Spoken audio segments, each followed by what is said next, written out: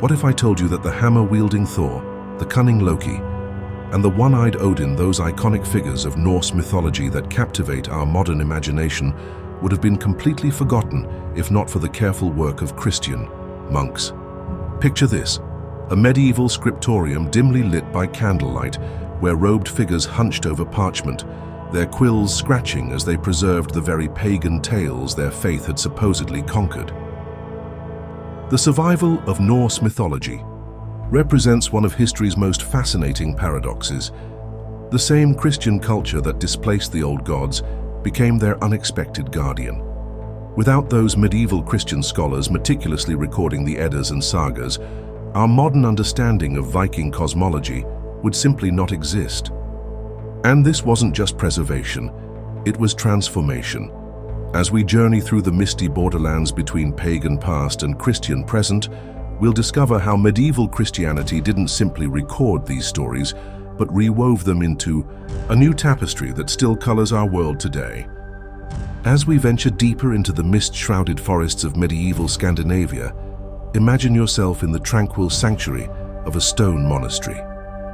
While outside, the harsh realities of the early Middle Ages unfold. Inside these walls exists a different world, one of contemplation, scholarship, and preservation. This juxtaposition isn't accidental, but fundamental to understanding how Norse myths survived.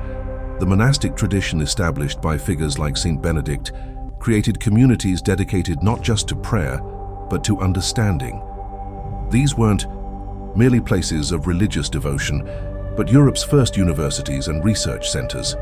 As Christopher Dawson, the renowned cultural historian, writes in Religion and the Rise of Western Culture, these monasteries became islands of literacy in a sea of illiteracy, where the preservation of knowledge was understood as a sacred duty. When the thunder of Viking raids eventually gave way to the quiet process of conversion, something remarkable happened. Rather than eradicating the old stories, Christian scholars, particularly in Iceland, began recording them. The most treasured source of Norse mythology, the poetic Edda, survived thanks to Icelandic Christians who compiled these oral traditions into the Codex Regius manuscript around 1270. Without this Christian intervention, tales of Yggdrasil and Ragnarok would have faded like morning mist. But why would Christian monks preserve stories of pagan gods?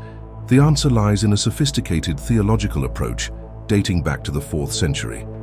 St. Basil the Great, in his address to young men on how they might derive benefit from Greek literature, established a revolutionary approach to pagan knowledge.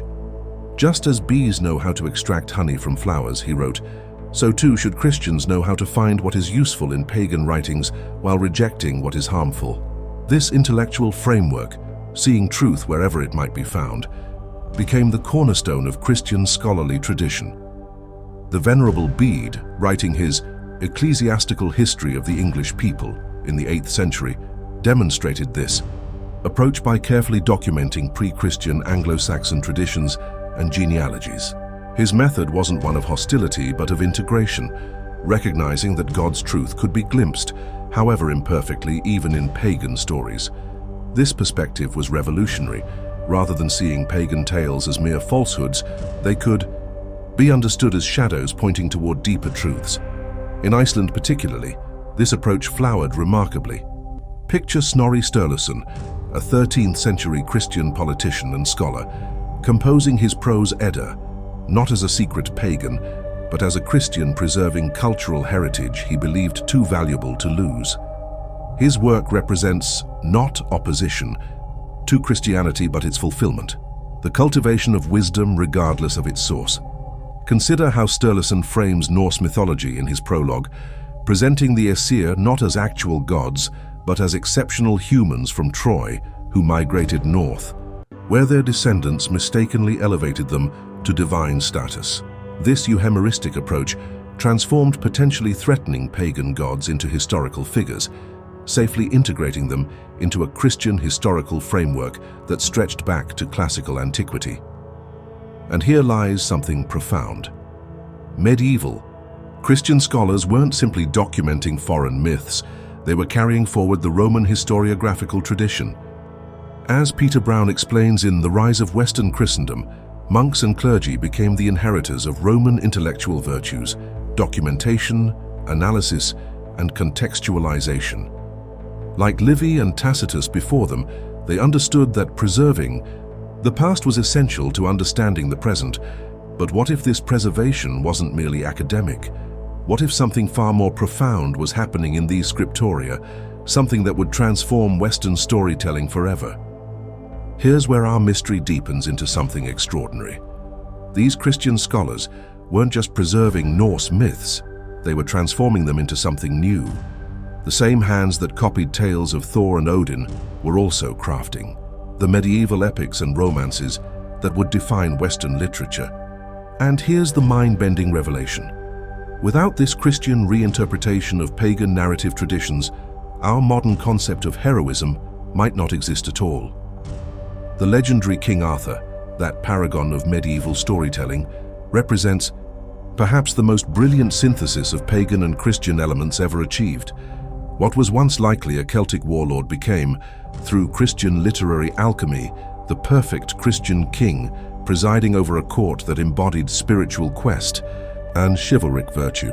As C.S. Lewis writes in The Discarded Image, medieval authors didn't see themselves as fabricating new stories, but as uncovering deeper meanings in existing traditions.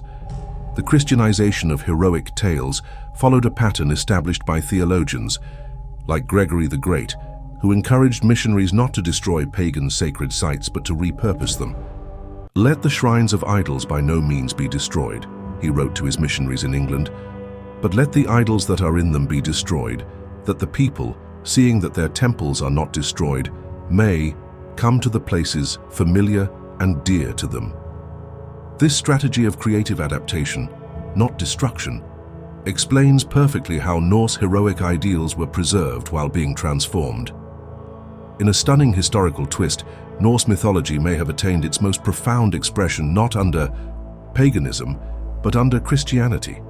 The Volsunga saga, with its dragons, magic rings, and tragic heroes, reached its literary pinnacle in Christian medieval Iceland. This saga would later inspire Wagner's Ring Cycle and directly influence J.R.R. Tolkien's creation of Middle-earth. The DNA of Norse mythology, preserved and transformed by Christian scribes, flows directly into our modern fantasy genres.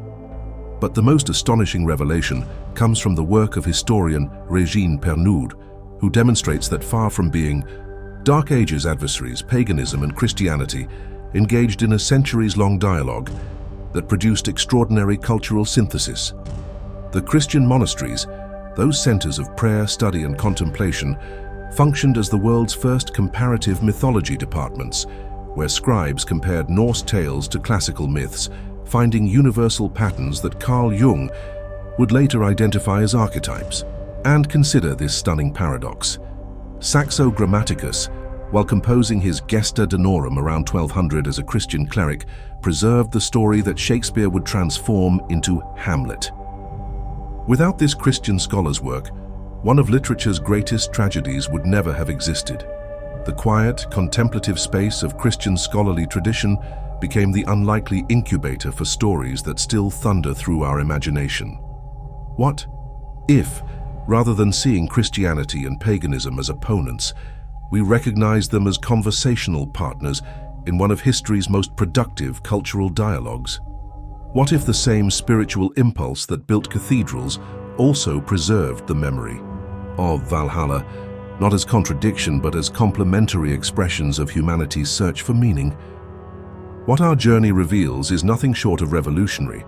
The Christian monastic tradition didn't extinguish the flame of Norse mythology, but transformed it into a beacon that still illuminates our modern imagination. The peaceful cloisters, where monks dedicated their lives to prayer, contemplation, and intellectual exploration, became the unexpected guardians of cultural memory that might otherwise have vanished into the mists of time.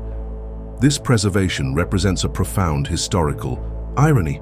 As historian Tom Holland observes in Dominion, the religion that supposedly conquered paganism actually ensured its immortality.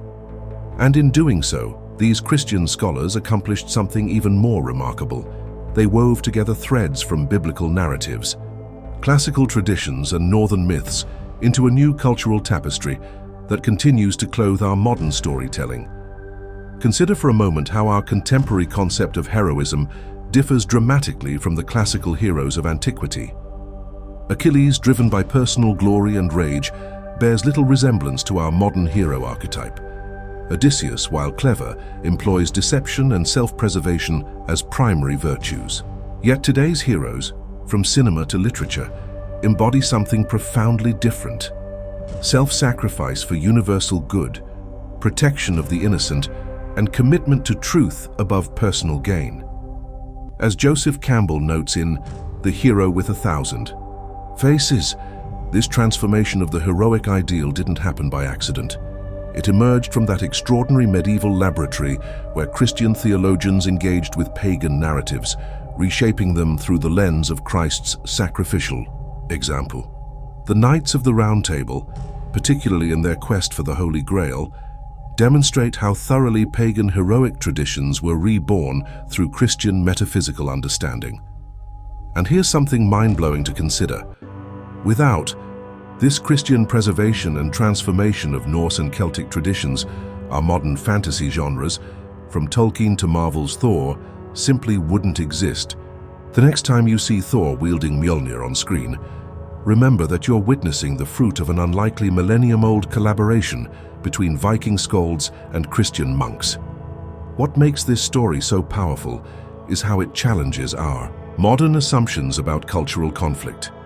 Rather than seeing religion and mythology in opposition, what if we recognize that the greatest cultural flowerings often occur at the boundaries where traditions meet? The Christian monk's ethos, valuing knowledge, beauty, and wisdom wherever found, created the intellectual framework that allowed them to recognize profound truth in stories of gods they didn't worship. As philosopher Alasdair MacIntyre suggests, traditions flourish not through isolation, but through dialogue with other perspectives. The Christian scribes who preserved Norse mythology weren't betraying their faith, but expressing its deepest values, seeing creation as meaningful and human, creativity as participation in divine creativity. So what does this historical mystery tell us about our own cultural moment? Perhaps that preservation requires humility, the recognition that truth and beauty can appear in unexpected packages. Perhaps that the borders between traditions aren't battle lines, but fertile grounds where new insights flourish. And perhaps, most powerfully, that the act of listening to voices different from our own isn't weakness but profound wisdom. The next time you hear Thor's thunder or imagine Odin's ravens, remember the quiet monks whose pens ensured these stories would survive. Their legacy challenges us to approach different traditions, not with fear but with curiosity, not with condemnation, but with conversation. In their patient preservation of stories, they didn't believe literally true. They demonstrated a profound truth about human culture. That understanding often matters more than agreement. Loved this journey through history's unexpected collaborations? Hit subscribe for more mysteries, where seemingly opposed worlds reveal surprising connections. And that's our hunt for now. A wild exploration of documented history and tantalizing connections based on bibliographical sources that reveal how Christian preservation transformed pagan stories into our modern mythological inheritance. What do you think? Could other conflicts in cultural history actually be dialogues we haven't recognized yet?